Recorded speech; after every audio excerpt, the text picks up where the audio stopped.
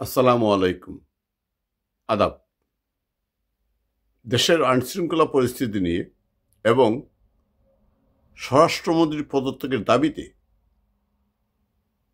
যখন দেশ সোচ্চার, বিশেষ করে মহিলারা, ছাত্রীরা, তখন স্বরাষ্ট্রমন্ত্রী একটি সাংবাদিক সম্মেলন করেছেন। সাংবাদিক সম্মেলন করেছে গতকাল রাতে ৩টায়। এইটাও এই সরকারের একটা অবাক করা কাণ্ড। আজ পর্যন্ত শুনিনি কোনো মন্ত্রী, উপদেষ্টা, কোনো রাজনৈতিক নেতা বা অন্য কোনো কেউ ৩টার সময় সাংবাদিক সম্মেলন করে। তবে এই অসম্ভবের দেশে, সব সম্ভবের দেশে এটা সম্ভব। বিশেষ করে এই ইউনূসের রাজত্বে সাংবাদিক সম্মেলন করে স্বরাষ্ট্র উপদেষ্টা কি বলেছেন? তিনি বলেছেন দেশের এই যে পরিস্থিতি হয়েছে তার জন্য তিনি আওয়ামী লীগকে দায়ী করেছেন, আওয়ামী লীগের দূষরদেরকে দায়ী করেছেন। দেশের অবস্থাটা কি? প্রতিনিয়ত দর্শন হচ্ছে, খুন হচ্ছে, ডাকাতি হচ্ছে, মাইকে ঘোষণা দিয়ে ডাকাতি হচ্ছে, ঘোষণা দিয়ে ডাকাতি হচ্ছে, ঘোষণা দিয়ে হত্যা করা হচ্ছে। সেই জন্য সব কিছুর জন্য ওই আওয়ামী লীগ, ওই যে যত দোষ নন্দঘোষ, যা কিছু হয় গিন্নি বলেন কেষ্ট বেটাই চুর, একই তরিকা। কি নির্লজ্জের মতো অন্যের উপরে দোষ চাপানোর অভ্যাস উনিও রপ্ত করেছেন। নির্লজ্জ আর কাহাকে বলে? ২৪ ঘন্টায় ১৭টি দর্শন, ঘরে ঢুকে মানুষকে খুন করছে। এক পাড়ায় পাড়ায় ডাকাতি হচ্ছে। যে যেখানে পারছে মব করছে। গাড়ি থামিয়ে বাস থামিয়ে বাসের মধ্যে ৩ ঘন্টা ডাকাতি এবং ধর্ষণ। স্বামীর সামনে স্ত্রীকে ধর্ষণ। আজহারের যেখানেই মহবিল হচ্ছে সেখানেই মহিলাদের স্বর্ণালঙ্কার চুরি হচ্ছে, মোবাইল চুরি হচ্ছে। রাজনৈতিক হত্যাকাণ্ডের কথা বাদই দিলাম। এই যে সমাজে অস্থিরতা গত ৭ মাস যাবৎ, ৭ মাস আগে তো এইভাবে আইন শৃঙ্খলা পরিস্থিতির অবনতি ছিল না। এইভাবে ২৪ ঘন্টায় ১৭টি ধর্ষণের ঘটনা ঘটেনি। মা বোনেরা রাস্তায় ঘুরতে ফিরতে কখনো অনিরাপদ বোধ করেনি। তিনি কি বলেছেন? তিনি আজকে থেকে তিনি একেবারে দেশ ঠান্ডা করে দেবেন। নির্লজ্জ কাহাকে বলে? বলছে আইন শৃঙ্খলা পরিস্থিতি নাকি প্রভূত উন্নতি হয়েছে, আগের চেয়ে অনেক ভালো হয়েছে। ইউনূস যেমন হাসতে হাসতে বলে দেশটা আগের চেয়ে অনেক ভালো আছে, সে কি তার একই ধরনের কথা বলে এই উপদেষ্টারা? কিন্তু একবারও ভেবে দেখে না যে মনে করছে আওয়ামী লীগের উপরে দোষ চাপালেই বোধহয় সব দায়ের সারা ভাব নিয়ে আওয়ামী লীগের উপর দোষ চাপালেই বোধহয় জনগণ তাদের কথা বিশ্বাস করবে।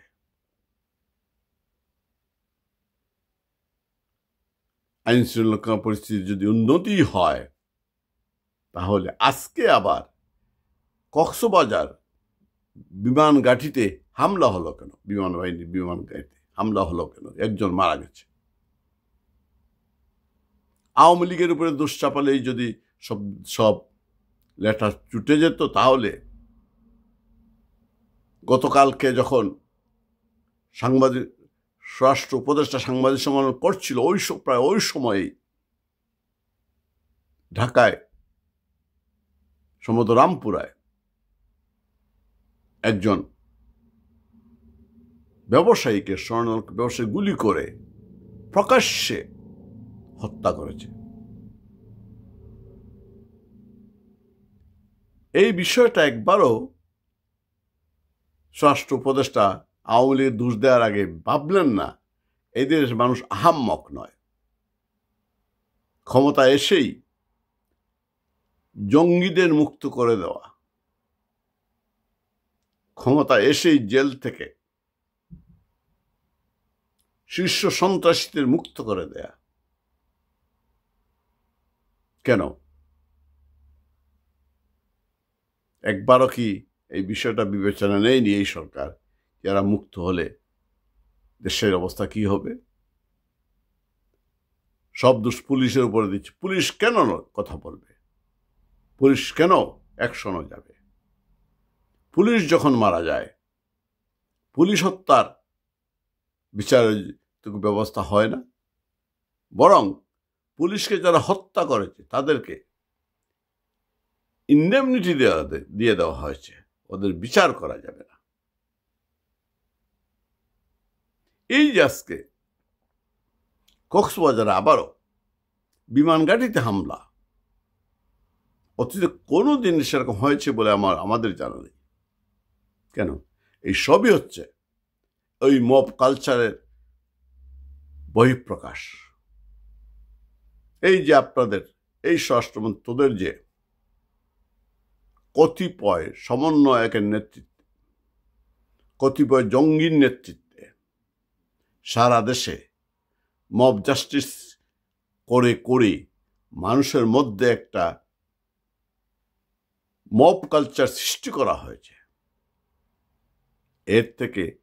এর দায়টা কে নিবে? প্রথমেই যদি এই মব জাস্টিস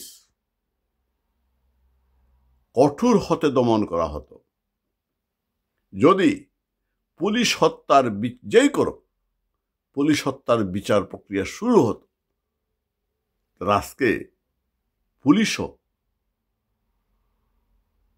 আজকে পুলিশও কঠোর হাতে এগুলো দমন করতে পারত। যদি মব জাস্টিস কালচার বন্ধ হতো, কঠোর হতে, তাহলে আজকে আইন শৃঙ্খলা পরিস্থিতি এমন অবস্থা হতো না। জঙ্গিদের থেকে জেল থেকে যদি ছাড়া দেওয়া না হতো, যদি শীর্ষ সন্ত্রাসীদের জেল থেকে ছেড়ে দেওয়া না হতো, তাহলে আজকে এই অবস্থা সৃষ্টি হতো না। এটাকে আওয়ামী লীগ করেছে? আওয়ামী লীগ তো করেনি। সুতরাং ওই আওয়ামী লীগের উপরে দোষ চাপিয়ে রেহাই পাবে না। তোমাদেরকে এই মব জাস্টিসে তোমরা যাদের দ্বারা ক্ষমতায় এসেছ, যাদের ভয়ে মব জাস্টিসকে উৎসাহিত করছো, তারাই তোমাদেরকে টেনে হিচড়ে ক্ষমতা থেকে নামাবে, এই মব জাস্টিস করেই নামাবে। এই ইউনূস স্বরাষ্ট্রপতির কেউ রেহাই পাবে না। তবে দুঃখ একটাই, এরা যাবে, দেশটিকে ধ্বংস করে যাবে। এই দেশটিকে আর আমি বলতে পারবো না এই দেশটি আমার দেশ। লজ্জা লাগে। মা বোনেরা নিরাপদ নয়, কোনো মানুষ নিরাপদ নয়। একটি জঙ্গি, বিশৃঙ্খল, বিচারহীন একটি রাষ্ট্র পরিণত করে যাবে। অবশ্য তাতে তাদের কিছুই হবে না। এর আগে কামিয়েছে ইউনূস গংরা $29 মিলিয়ন দিয়ে দেশটাকে তো এমনিতে বিক্রি আগেই করে দিয়েছে। এই সমন্বয়করা আজকে কোটি কোটি টাকার মালিক হচ্ছে এই 6 মাসে। ক্ষমতাকে পাকাপ্ত করার ব্যবস্থা করছে। যে জামাতের কারণে জামাত এই সরকারের নিয়ন্ত্রণ করছে। আজকে ছাত্র শিবির শহীদ মধুদার প্রতিষ্ঠিত মধুর ক্যান্টিনে এসে সভা করে, তো এই মধুদাকে এরাই হত্যা করেছে, এদের পূর্বপুরুষরাই হত্যা করেছে। জামাত তো এই দেশ ধ্বংস হয়ে গেল, তাদের কিছু যায় আসে না। আমাদের যায় আসে, এই দেশটি 30 লক্ষ শহীদের রক্তের বিনিময়ে প্রতিষ্ঠিত হয়েছে। দেশটিকে ধ্বংস হতে আমরা দিতে পারি না। স্বরাষ্ট্র উপদেষ্টা নির্লজ্জের মতো সাংবাদিকদের প্রতিটি প্রশ্নের উত্তরে ওই একই কথা বলেছে, আওয়ামী লীগ দোসররা দেশটাকে অস্থিতিশীল করার চেষ্টা করছে। তোমরা কি ছিঁড়ছ ক্ষমতা? এবার 7 মাসে কি ছিঁড়তে পেরেছ? বলে কি করছো? মব জাস্টিস বন্ধ করো, পুলিশ হত্যার বিচার করো, আইনের শাসন প্রতিষ্ঠিত করো, নতুবা তোমাদের টেনে হিচড়ে ক্ষমতা নামিয়ে মানুষ